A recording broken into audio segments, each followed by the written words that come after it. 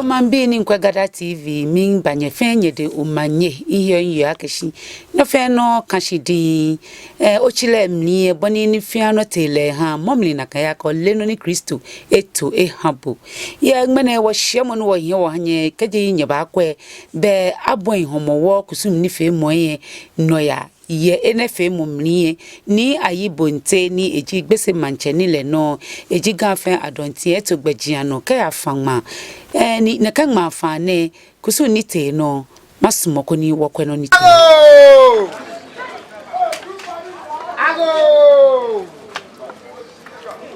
ye gadangbe Homowo afiyele mnie atuo Gbajiano kenklen abashi aduonma ni afangma kusum ni femo ete no jogban ye Gbese afiye ayenpa ida na je kusum ni femo shishi atu srene kete ngmanmo mri ni akuse ke bashi awulu enke ba cha kusum ni femo no owa awoye woncheme yimoshi bemi ni kusum ni femo ya no keje ngmanmo mri ye kusum na atwa amenanu dani ameboti Oshiyie mri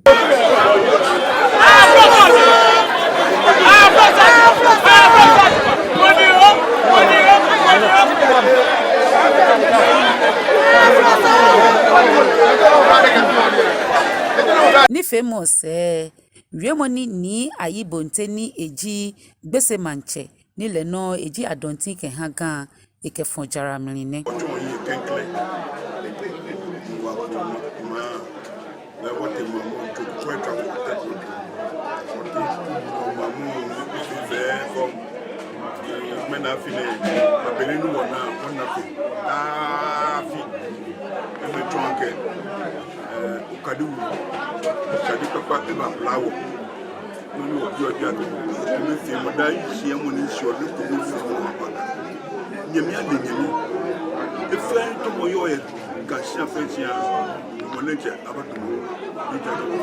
no se eba meife koni ameha Homowo afiyele afi twinjole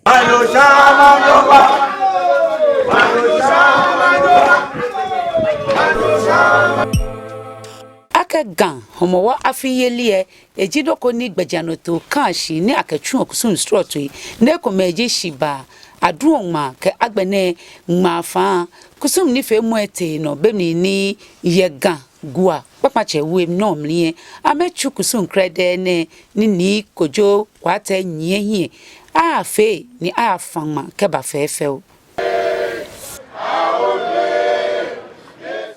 nakaino eyo ye kusum ni femo mri bemi ni ete no ye gangua papache we ni femo pe kusum fe lo ife tamo wulo me asafu acheme asafu anyeme agba foi shipi foi ke kokome ni shino ni ameba ye kusum ni femo odase chokui anatra lo ife ke kokome jeshan ke papa na ameba ni femo ishi abo awo ni ayenpai keje ni femo shishi ye kusum na ni kusum gbo hewonwe afe ne ke Gbajiano to ne atosrene kete ngmanmo na ni ayafa ngma klubi ke kuseke ba shia wulem ye ngmanmo na wona egbewo ke atago ni eji wonche ye Gbese atofo shia wulem ni nasanigba ni wiemo ni ekefonjrane wakame wakusumi bichumo ni yosio ni hana wakeka ji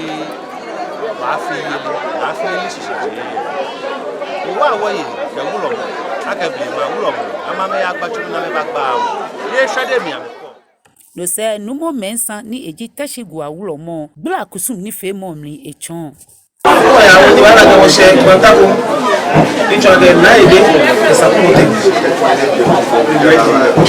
Gbese afili lewo mo ejebe kashi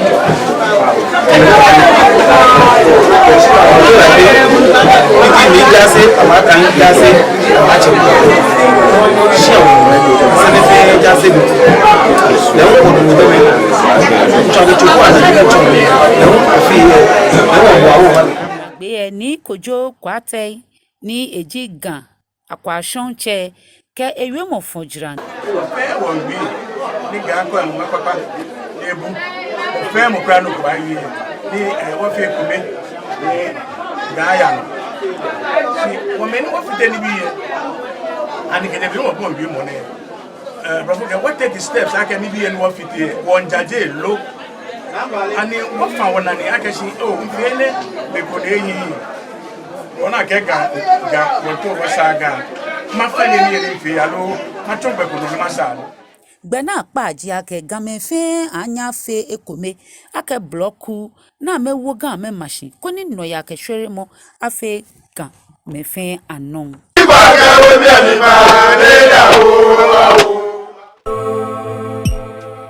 Numu akwa mensa ni eji na ewuro mo ji mo ni muonma fa kusum ni fe mo fe na ni ko Homowo afiyeli gbeji anoto ehi na ne fa na ete no ye na ewe bemni ni numu akwa mensa nyehie ke afanma hwehwehwe ye mmanye yeli mli boni ageni fe mo hyishi aha ne akoche pawo ni tru kusum ke ha Homowo afiyeli eji dantuwe Sakaman, Gbese Korle we, na edewe Gbawe. Eke na ewuromo emukusu ni fe mo fena. Gbajano to nete no jogban bemi ni numo akwa mensa ni ji na ewuromo nyehie. Kachukusum ne yenpai ke gbelegbe bona fe koni wo waye anya mehie ke afama ke ba hwehwehwe. Na ne fa nete no ye na ewe. Aya chukusu efefel ni akusa aba. Eji na ne fa ake so ni ba ne ke yo wa agbelewo aba hwu Odadaa onomi bona fe na agbelegbe ke ha ho fe mo na ne fa ne eji gbepa mo ake gadangbe fo mo bi fe ke ba we fe mo mli koni tu enjole ke mi hye na akpa agba ni ne anye ahye no ma fa kusum ni fe mo se boni na ewuro mo ke ewe mo fonjira ha ne ajo mo fe mo ni bleku kan na ke bote do me wo ye wonu ko jana ajo na ye wo lo fe am si so ma fi am site dira ye lo e ka ko yan bi afe yan bi eyan na me ni kudo to ni ka me ya me yo bon na me bo bon me ni tun blofo apa ka wo fo ko cha mi ka ko wa me de na school bi ke doctor fo efe ka me ke wala efe wala no fe no na fi oni baba se han gan lo pe wo pe ogbe no se kin taki taiko ni eji Ga Mashie abiasuma ke eshade yue mo fonjira. Amen. Ago. Amen. Oni me kenna me jeme kenyeme. Ya. Mene efe ganfen shida. Ya. Kan de ma wajin fen shida. Ya. Ake jamete ni mene gbine ameba. Ya. Se ko manye. Ya. Tako etwako moko e. Ya. Toko etwako moko. Ya. Hey, Wagano ne. Yeah. Minpa gantete ketete fai. Yeah. Afini wa yine. Yeah. If you gan fe twin jole. Yeah. Hey, one chenye hey. Yeah. One chenye keshi. Yeah. One chenye kengma. Yeah. One chenye ni umanye aba. Yeah. One chenye ni shi ajo. Yeah. Ni akwen. Yeah. Nye fe momo. Yeah. Ikpa nyo ani nanye. Yeah. Nye Yegbo ni yegbo na. Yeah. Na lo te din kwa ka fite wote. Yeah. Game wo ke ma ba. Yeah. Aklo wo no fe no. Yeah. Ahe wo no fe no ye wo de. Yeah. Nye kai nye play ni aye. Yeah. Me ne nye play o. Yeah. Ayo le woni yo. Yeah. No che ko eni. Yeah. Ye fi adin. Yeah. Nye bo ami tuwe. Yeah. Min kenye. Yeah. Ga here shwenchi. Yeah. Ga here pata. Yeah. Anya ye ga ablo. Yeah. O manye yele afe wo fe wo. Yeah. Itu enjola afe ma. Yeah. O ba kwen wo to no fe no gbeji ano. Yeah. Ni ma amachine. Yeah. Ma yijo. Yeah. O ba wo ke machine. Yeah. Twa no manya ba. Yeah. So ni ba ne abayi Odadaa nomi ke gbelegbe ke ha ho fe mo gbepa moji me fe ke ba we fe mo ni ko ne ke mi hye aba ke ha gan tete ketete fe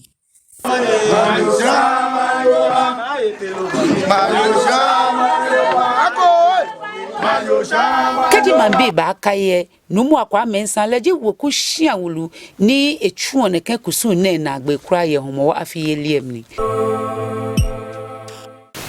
Numu akwa mensa ni ji na ewuro moji moni chuon ma fa kusum ni fe mo fe na agbe ni e afi ohwehwehwe bebi ni kusum ni fe mo na ete no ka egbe na shofu omi so ni ayibonte ni eji Gbese Mantse ni lenu eji ganfen adontie ke na ne mashi ke twu okusum ke ba yi Odadao nomi ke gbeli ogbe ke ha ho femo kusum ni femo ete no ye Odadao choshi ye Gbese blonwen ye kane aje homowo kusum ehihyin ke shiba ye me agbe na anyo biniji enyo no no se adu ni afangma ochi ete ke monyo nkome ni na ewulomo jimoni muo mafa kusunwena shofomling ni soe ni ayibonte Gbese Mantse ke gafe adontin nyehie ke ji Odadao mieno je Odadao tushishi ye Gbese blohuemni kintakite kotru Ga Mashie abiasuma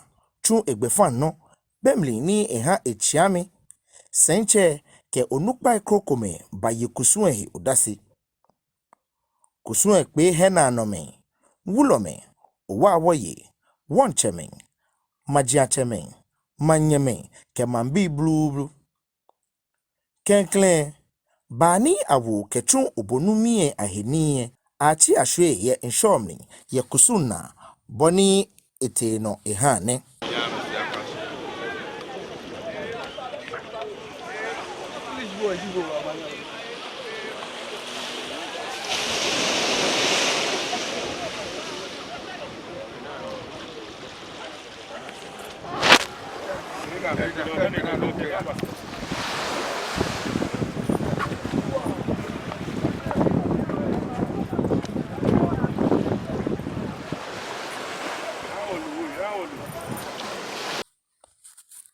Dose ni ayibonte Gbese Mantse tu da eha na ewulomo ke yempai ye akrabacha amni ni ehienchon inshogbe ni okai kasablofo ni ji enumo Gbese jaseche tu obonuche ewo ni ayibonte ni ji enyo Gbese Mantse den shi ete ni Gbese Mantse ke ewekunupa peji me ni jo obonueno shi ete ke gbeli ogbe ke ha ho femo ena ya fe mishe ni femo se ni ayibonte ni ji Gbese Mantse ke ewiemu fojrami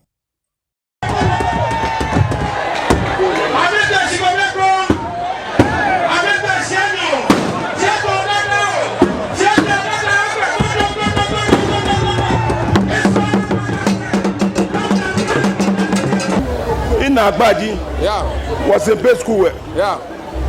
Ke wo fe wa fe kume. Majajeme. Urombe. No ba yeto we. School ba nyi wo fe nuku. Ni gonti ajo atupa Mantse hu fa egbian ni noni eke ni ke no fe no ka jenhie ye gan alo ye manfen ma mambi e doubt dan ke menyo mete medwe tende hie den mo fiam helios won ke no ya ni bi ni wo yemi e ko meji won ko bi ba fe lo blaye ni okutu am ye no watawo loko won ha me na me tuni because bi anton no tumo le ko be wo mo fiam ni le nche ba atu ani de hia le do bi anton lo je ne shi no wota na no kwale ni lante vandapoe MP ke ha ododo di odo wie simple school yehi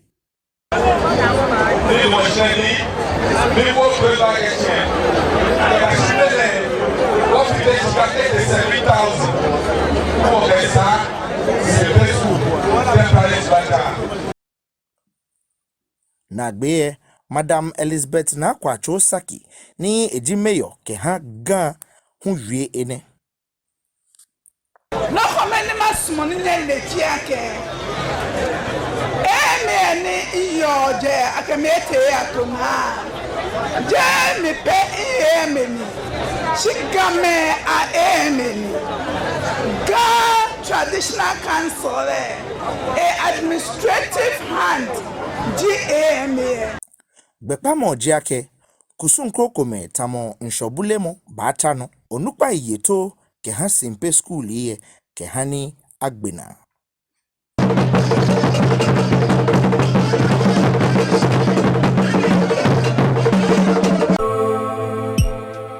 Yo mambi ni Nkwegata TV masumake oba like no share no subscribe ejake wakusumie Wakesa na eji owode nkokoko eja ka no na ka yosi owo heni woje wo wie mo ka watade wo ka woni yeli mi fe ene meji no na ka liwo aka gadan before mo bi nyame yo na dede ahenene wo ba pe ko wo sochi